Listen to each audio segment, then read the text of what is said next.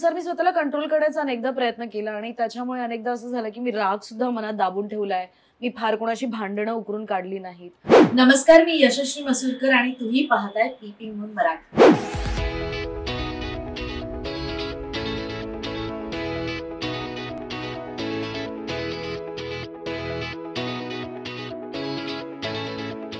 नमस्कार, मी प्रज्ञा. तुम्ही पाहताय peeping moon Marathi. Bigg Boss Marathi season 4चं या आठवड्यातलं एविक्शन झालंय. खूप मोठा ट्विस्ट यावेळेस पाहायला मिळाला.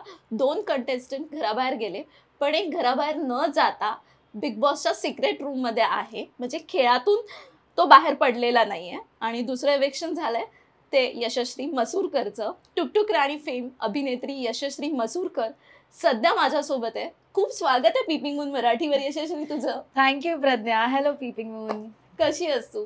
मी मस्त. तू कशी आहेस? मस्त मस्त. तुला वाटलं होतं का तुझं यावेळेस आठवड्यात तू घराबाहेर जाशील म्हणून? अजिबात नाही. मला असं वाटलं होतं मी टास्क उत्तम खेळलेले आहे. मी प्रत्येक वेळेला परफॉर्म केलंय. सो थोडासा शॉक होता माझ्यासाठी पण like I say it's a game. तर आपल्याला तो ऍक्सेप्ट करावा लागतो जो काही प्रेक्षकांचा निर्णय आहे. सो या. तू आत्मपरीक्षण केलं असशील तर तुला काय वाटतं की नेमकं कोणतं कारण तुला कारणीभूत ठरलं घराबाहेर जाण्यासाठी? अख्खं घरच, कारण अख्ख्या घराने टार्गेट केलं होतं. त्याने ठरवलं होतं प्रत्येक आठवड्यात हिलाच नॉमिनेट करायचं. त्याच्यामुळे मला वाटतं की माझं कुठे चुकलं असं नाही म्हणता येणार. प्रत्येकाचा एक वेगळा गेम असतो आणि तो संपूर्णपणे कळायला संपूर्ण सीझन सुद्धा जावा लागतो. सो माझ्यामुळे नाही, पण घरातल्यांनी टार्गेट केल्यामुळे मी नक्कीच बाहेर आले. एक गोष्ट खूप मोठी हायलाईट झाली यावेळेस इलेक्शन झालं तेव्हा, की तू कोणालाही न भेटता घराबाहेर पडलीस. त्याचं क्लॅरिफिकेशन तू दिलंस चावडीवरती, तरी सुद्धा पुन्हा विचारते, काय सांगशील? ऑफकोर्स मला रडायचं नव्हतं. दुसरी गोष्ट, ज्या लोकांनी सतत मला टार्गेट केलंय त्या लोकांना भेटण्यामध्ये मला काही अर्थ वाटला नाही. मला खरी माणसं आवडतात आणि जेवढी खरी माणसं आहेत त्यांना मी भेटले किंवा त्यांच्याशी बोलले बाहेर येऊन. पण बाकीच्यांबद्दल माझं असं काही उत्तम असं मत नाहीये. त्याच्यामुळे थँक्यू, नो थँक्यू. कोण घरातले असे सदस्य आहेत जे खोटे मुखवटे लावून फिरतायत? 3 जणांची नावं सांगितलीस तरी चालतील. ओके.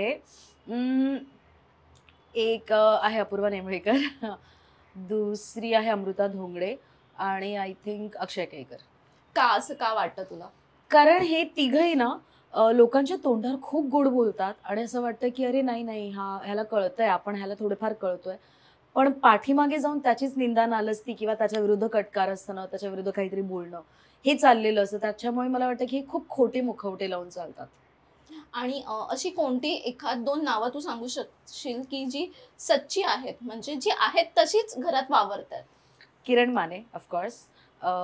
तो सुद्धा सडेतोड बोलतो. तोंडामध्ये जे आहे तेच त्याच्या हृदयात असतं. दुसरं मला वाटतं समृद्धी काही प्रमाणात बऱ्यापैकी सच्ची आहे.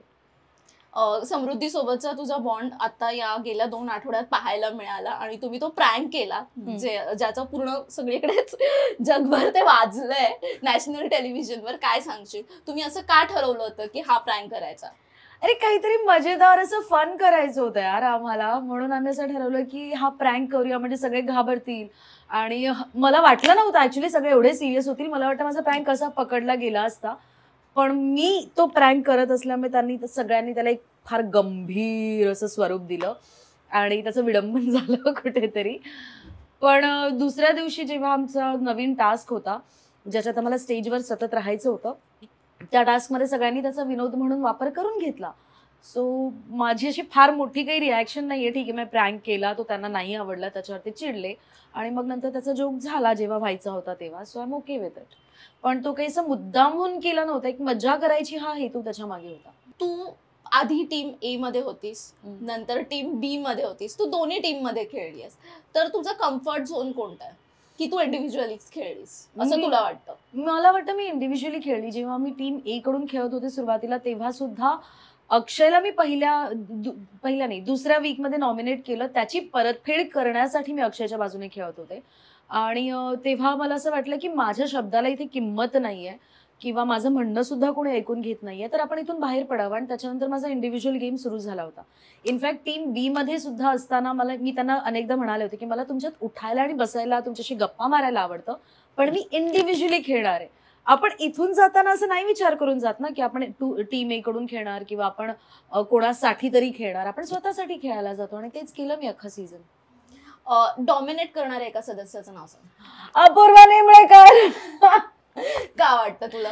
यार तुम्हाला असं दिसत नाही का बाहेर, कारण मी अजून एपिसोड्स पाहिले नाहीयेत, पण ती खूप डॉमिनेट करते, खूप जास्त. माझंच खरं कसं, मलाच बाथरूमला आधी का जायचंय, सगळं सगळं सगळं प्रत्येक बाबतीत. किरण मानेंसोबत तुझा बॉन्ड सुरुवातीला इतकं तुमचं चांगलं नव्हतं, पण शेवटी जो लास्ट पर्यंत तुझा प्रवास होता तेव्हा तुमचं नातं अधिक घट्ट झालेलं पाहायला मिळालं. काय सांगशील, कसा बदलाव झाला यात? मला वाटतं सुरुवातीला खूप छान होता, आम्ही खूप बोलायचो, शेरोशायरी करायचो, महफिल जमवायचो. त्याच्यानंतर किरणनं सडेतोड जरी बोलत असला तरी तो खूप लागेल असं बोलतो, आणि त्यावेळेस त्या काही आठवड्यामध्ये त्याची खूप किरकिर चालू होती. सगळ्यांबद्दलच खूप नेगेटिव्ह बोलायचं आणि सगळ्यांना टोमणे मारायचे, आणि त्याचे शब्द अनेकदा आम्हाला पटायचे नाहीत. त्याच्यामुळे कुठेतरी मी वेगळी झाले होते त्याच्यापासून. पण मला वाटतं जितूदादा आल्यानंतर, ते लेटर आल्यानंतर कुठेतरी एक भावनिक बंध निर्माण होत होते, पण मी बाहेर आल्यामुळे ते अधुरे राहिलेत. सो आय एम होपिंग की बाहेर आल्यानंतर तसं काहीतरी घडेल. सुरुवातीच्या काही आठवड्यांमध्ये यशस्वीचं वागणं थोडंफार खटकत होतं सगळ्या सदस्यांना. बऱ्याच जणांनी विक्षिप्त वगैरे सुद्धा टॅग दिले, पण नंतर सनानी म्हटल्याप्रमाणे तुझ्या खेळात खूप सुधार दिसला, आणि त्यात तू कसं म्हणजे ओव्हरकम कसं केलंस, तू प्रत्येक सुधार कसा आणलास, आणि ते विक्षिप्त तू नाहीयेस हे कसं पटवून दिलंस?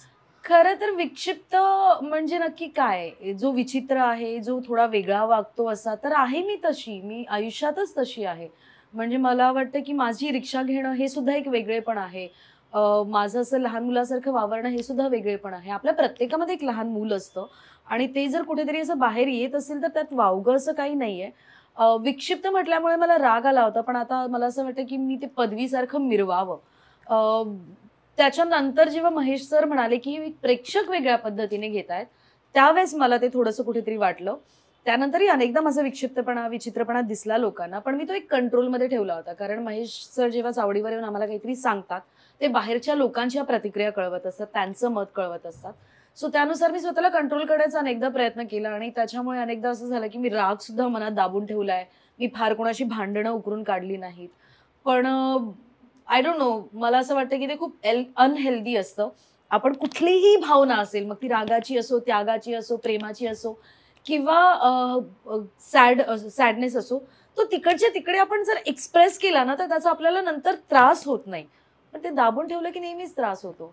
तू 50 दिवस घरात राहिली, म्हणजे अख्खा पूर्वार्ध तू तिथे वावरलीस, तर घर तुला पूर्ण ज्ञात आहे. तर तुझ्या मते टॉप 3 कोण आहेत आणि बॉटम 3 मध्ये कोण आहेत आता जे सदस्य घरात आहेत? खरं तर असं काहीच सांगता येत नाही. प्रत्येक आठवड्याला समीकरणं बदलतात, पण आत्तापर्यंत जेव्हापर्यंत मी होते तेव्हापर्यंत मला वाटतं की टॉप 3 मी सांगितलेत ऑलरेडी: किरण, समृद्धी आणि अक्षय. बॉटम 3 मला सांगावंसं वाटलं तर मला वाटतं अमृता देशमुख, प्रसाद आणि कदाचित अमृता धोंगडे. ओके. सो तू आता जो काही प्रवास बिग बॉसचा केलास त्यात तू समाधानी आहेस?